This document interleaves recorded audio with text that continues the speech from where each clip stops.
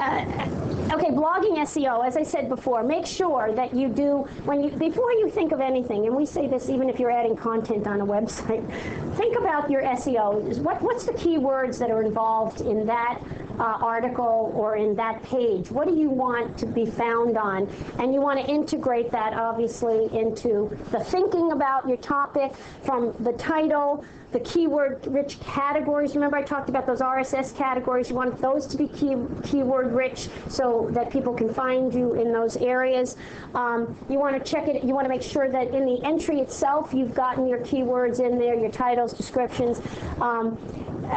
You want your keyword-rich meta page title, which is on the top, to be a little different than the post title. There's a reason for that. Some of you may have heard that Google doesn't like what they call duplicate content. If anything is double, they sometimes turn both off.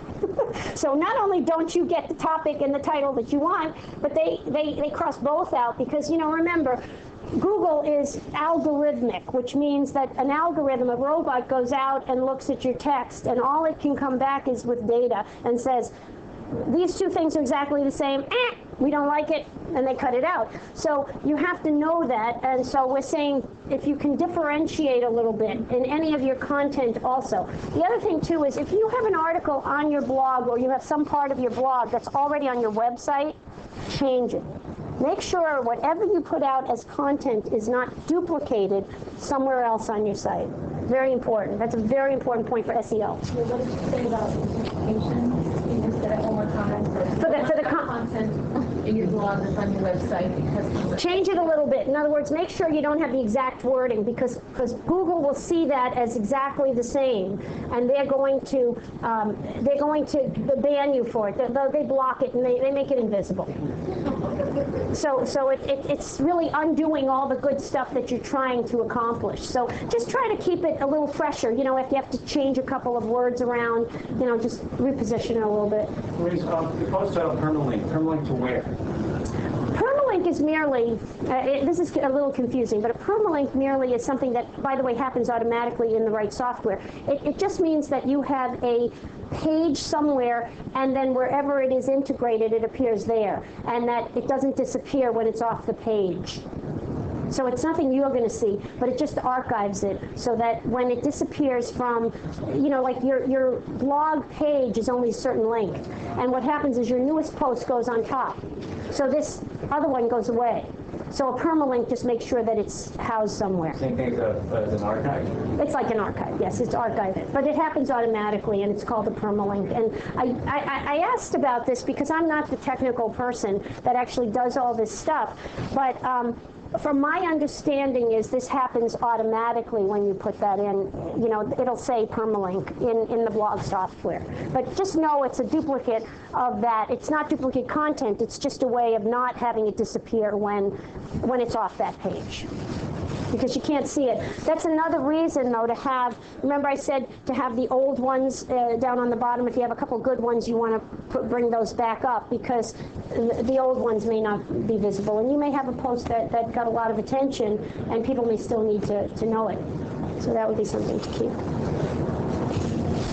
Now this got a little confusing because, again, I'm not the technical person, but I want to point out here that basically in the old days when we were putting headlines in, you want headlines and subheadlines. Well, H1 is a tag. It's a headline tag. Then H2 is a second headline tag, and H3 is yet another one. So it's in that order of you know, where it's looked at and as what word am I looking for? Importance. That's what I'm looking for. But now they have CSS style sheets. And so the CSS style, what happens with headline tags is headline tags are pretty ugly, I guess. And CSS will style it so that it seems to be the H1, H2, and H3 only can be one font. So it looks a certain way. But if you do a CSS file, then the CSS can make it look nice. It can change the font. It can make it better looking. So it's really a visual thing. Always cross-link. This is a good thing. So you want to cross-link to themed websites or blog sections that are related to what you're doing.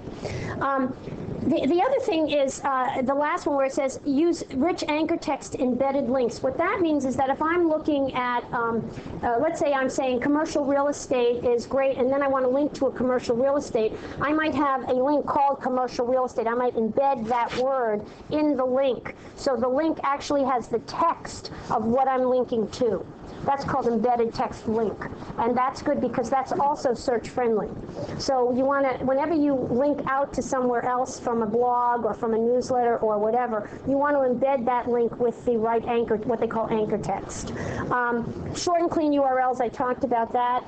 There are programs out there that actually do that. They take the long ones and they convert them into better URLs. And that's all for search. That's really all for search. Now, the most important thing about all of this is that blog syndication is in an RSS feed. So it takes HTML code and it embeds that code into an RSS feed. And the RSS feeds are what actually enable your blog to be found and to have those legs that we talked about. Most of this, by the way, enable auto discovery, announces your feed is available in different browsers and so forth, and turning pinging on. A lot of this is done automatically in the software that you buy.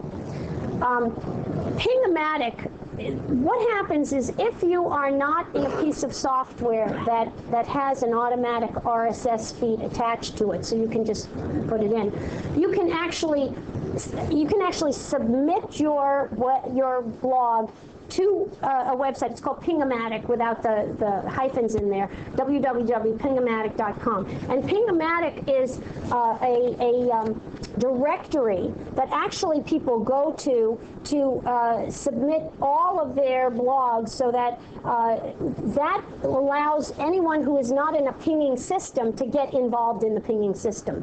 Again, you can see in your software if it sets it up automatically, you're all set. But if you don't have it set up automatically, here's another way to get into that system.